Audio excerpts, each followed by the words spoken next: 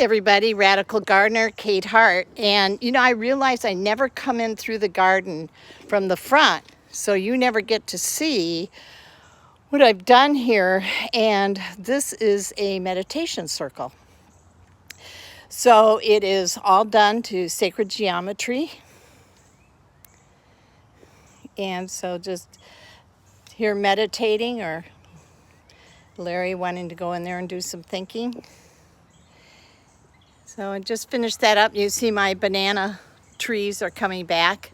The cold was pretty brutal. And that pot you see over there are the flowering beans that I've been placing all over the garden. And you'll see. But this is what you walk into. Now, everybody down in Florida has these white plastic fences. Don't get me started on how awful I think they are. But wood doesn't make a lot of sense because of termites. And so you could go with metal or brick, and I don't have the money for either one. But look what it looks like when you come in. Pretty terrific. Some big changes. I just got to close this gate. Make sure Larry doesn't get out. So this white rock, you can see I've got ground cover grass, everything growing through it. I can't say I hate that, but I'm not totally in love with the white. I've made some real mistakes here, and I'm just slowly kind of wrestling with them, and we'll change things as I can afford it. But I'm going to go to a natural pea gravel over here. And again, I am realizing, what am I able to do at my age? 70 years old, I still can do a lot. I'm in great shape. I have a huge zest for life, but what can I really handle? So it looks beautiful already. Anything I do now is just going to be really pretty cosmetic. What I also realize, how many fruit trees and fruit sources I have. I have way more food than I thought. So here I've got my fig tree, which looks incredible this year. And of course I've got my raised beds, and you see over there my broccoli's trying to form.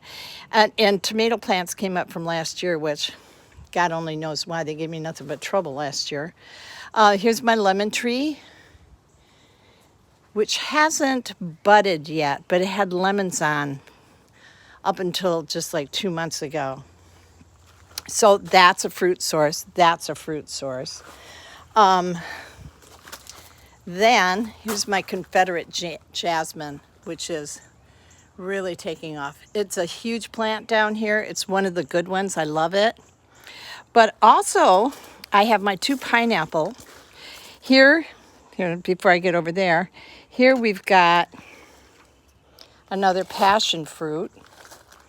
And let me get him so he's got some stability. There we go. Another passion fruit. But then I have a mulberry tree. Then I have my red lime, which tastes a lot like lemons, very fruity. This is a flowering bush that's just waiting to happen. Another mulberry tree. So see what I mean? I mean, there's a lot here. Pineapple. I got rid of some of the pots. Oh, there's so many bees. It's so cool. I got rid of some of the pots and put the flowers in the ground. It's less maintenance for me, but you can see my canless flowers are going to come. Been cleaning that up. Look at the size of these leaves. I am so into tropical. But here we've got another fruit tree. Banana, banana, banana, banana. No, 2 bananas. Then I have my raspberry plants all along here. Over there, I have my rhubarb, another tomato that just popped up out of nowhere. Then over here, this is my loquat tree. This is going to get big. Whoa, almost fell over. My loquat tree. Some more fruit, right? Look at all the flowers coming in now. See? You're getting the vision. I will put in some more flowers. And there weren't that many stones, and actually the soil is starting to cover the stones up, and we're planting more smaller plants, so this side is really not going to take much. It looks fantastic. So as we continue, over here I have my tangerine, and he did flower. Another mulberry tree. Did I already say that?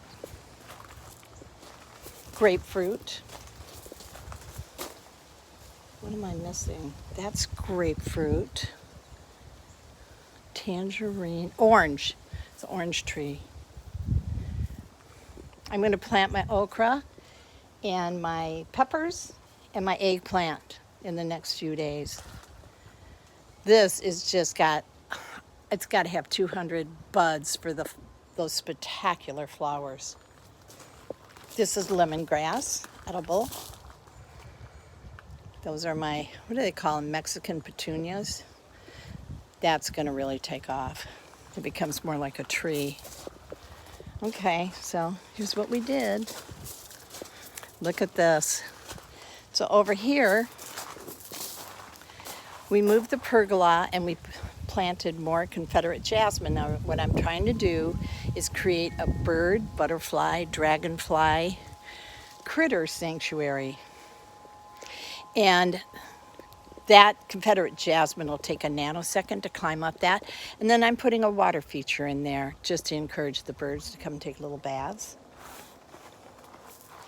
You can see my passion fruit. There's so much fruit on this. I keep tying it up.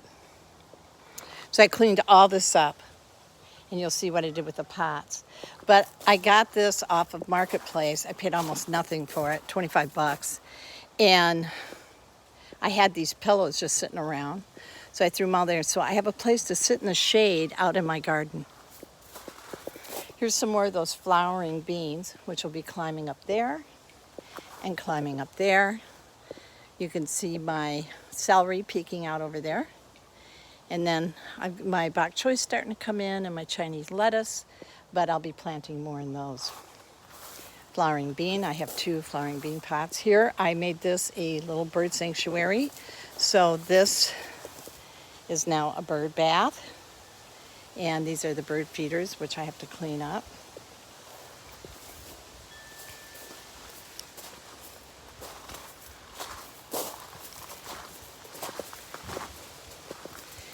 The bees love these little yellow flowers. So that's going to be right in front of my office window. I get to watch the bees. Doesn't it look beautiful?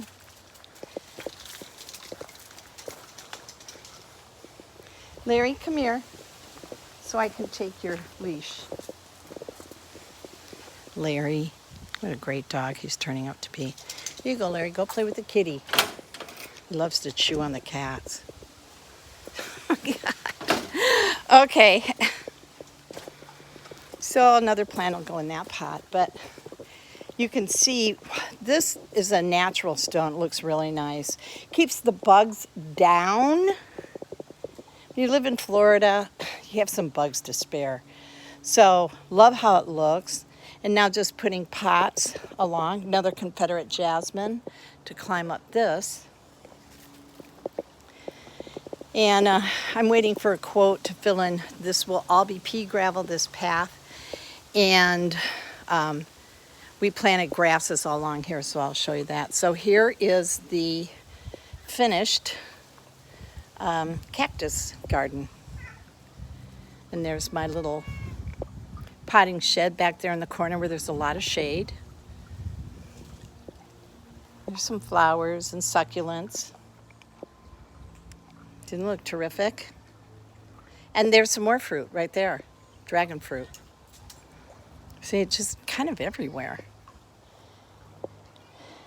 All right, stop chewing on macaroni. My bamboo's growing a little bit, but they are showing up May 4th and planting 10 more medium-sized bamboos. So they're going to be much bigger than this, and someone else is going to dig them in. That's going to happen on May 4th. Over here, we had these grasses around the... Stop chewing on the cat. The cat could claw Larry anytime it wanted to, trust me.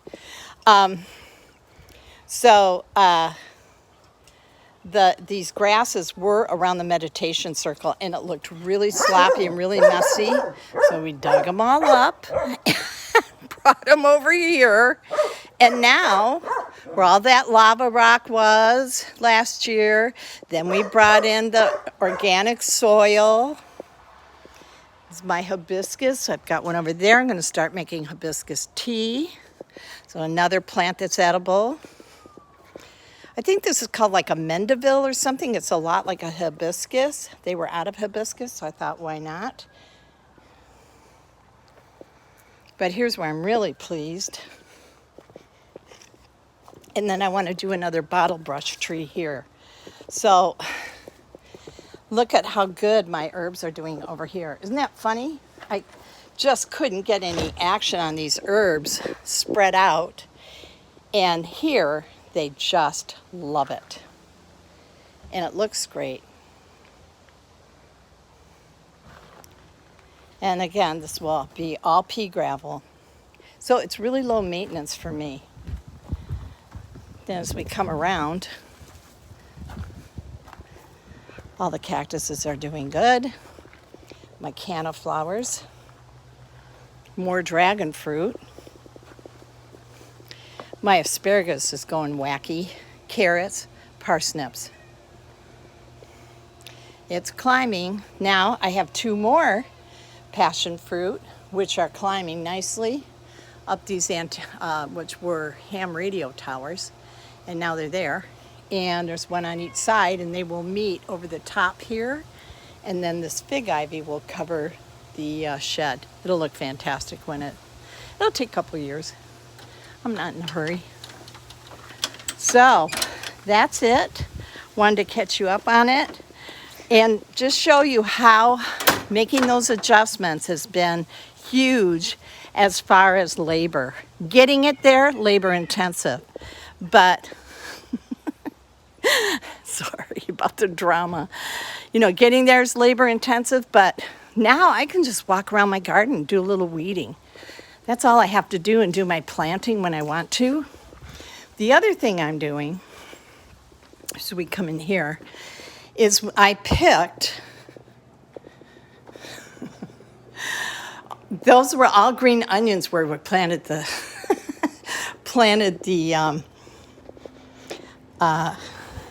the grasses.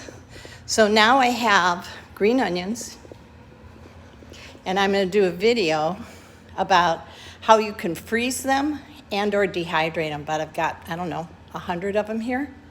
So I'll talk about that. But in the meantime, what I have going now is the dehydrator. And I am dehydrating kale. So the way you do it, and this is a magic mill, very inexpensive, got it on Amazon. And what you do is in a bowl, you cut up your kale. Don't use your stems. Olive oil, doesn't take a lot of olive oil. Make sure it's on every leaf. Garlic powder, salt. And then you put it in the dehydrator for 2 to 3 hours. Just keep an eye on it. And it's at 160 degrees. This only goes up to 158. So I'm going to keep it a little longer because they said 2 hours, so I'm going to do it for 3, but watch it. This is, it's only been in there, I think now for about an hour, so you can see what it looks like. Let's see if I can grab that. Okay. So now that's kale chips, right? This was the best investment. How much have I used this? And you can see